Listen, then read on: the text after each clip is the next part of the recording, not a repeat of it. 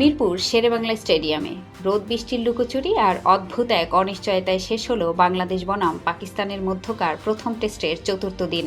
মাঠের লড়াই যতটা না রোমাঞ্চ ছড়ালো, তার চেয়ে বেশি দীর্ঘশ্বাস বাড়ালো আকাশ থেকে ঝরে পড়া অঝোর বৃষ্টি। চতুর্থ দিন শেষে বাংলাদেশ 179 রানের লিড নিয়ে সুবিধাজনক অবস্থানে থাকলেও ক্রিকেট ভক্তদের মনে এখন একটাই প্রশ্ন, টাইগারদের জয় কি বৃষ্টি কেড়ে নিল?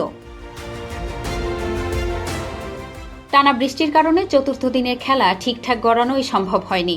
বাংলাদেশ তাদের দ্বিতীয় ইনিংসে এখন পর্যন্ত 50 ওভার 3 বল খেলে সংগ্রহ করেছে 152 রান।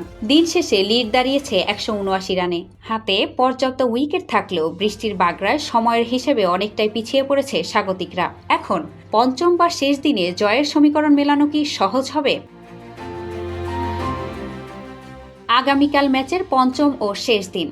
সবার চোখ এখন অধিনায়ক ও টিম ম্যানেজমেন্টের উপর। কখন ইনিংস ঘোষণা করবেন তারা? জয়ের জন্য পাকিস্তানকে অন্তত 300 থেকে 350 রানের একটি চ্যালেঞ্জিং টার্গেট দিতে হতে পারে। বর্তমানে 179 রানের লিডকে 350 নিয়ে যেতে হলে বাংলাদেশকে আরও 171 রান করতে হবে। হাতে সময় খুবই কম। প্রথম সেশনে দ্রুত রান তুলে ইনিংস ঘোষণা করতে না পারলে বোলারদের হাতে পাকিস্তানকে অল আউট করার জন্য পর্যাপ্ত সময় থাকবে না। ফলে দ্রুত রান তোলা আর সঠিক সময়ে ইনিংস ঘোষণা, এই দুয়ের মাঝে ভারসাম্য রক্ষা করাই এখন টাইগারদের প্রধান চ্যালেঞ্জ।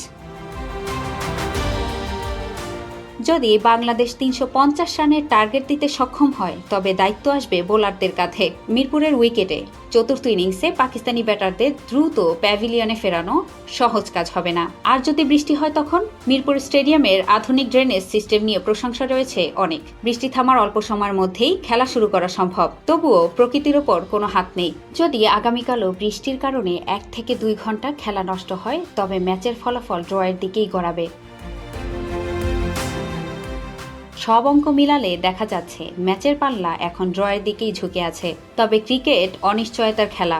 বছরের প্রথম টেস্ট জয় দিয়ে শুভ সূচনা করতে মরিয়া নাজমুল হোসেন শান্তর দল। যদি কাল সকালে বাংলাদেশি ব্যাটাররা ঝড়ো ব্যাটিংয়ে স্কোরবোর্ড বড় করতে পারেন এবং বোলাররা দ্রুত ব্রেক থ্রু এনে দিতে পারেন, তবেই মিরপুরে রূপকথা লেখা সম্ভব।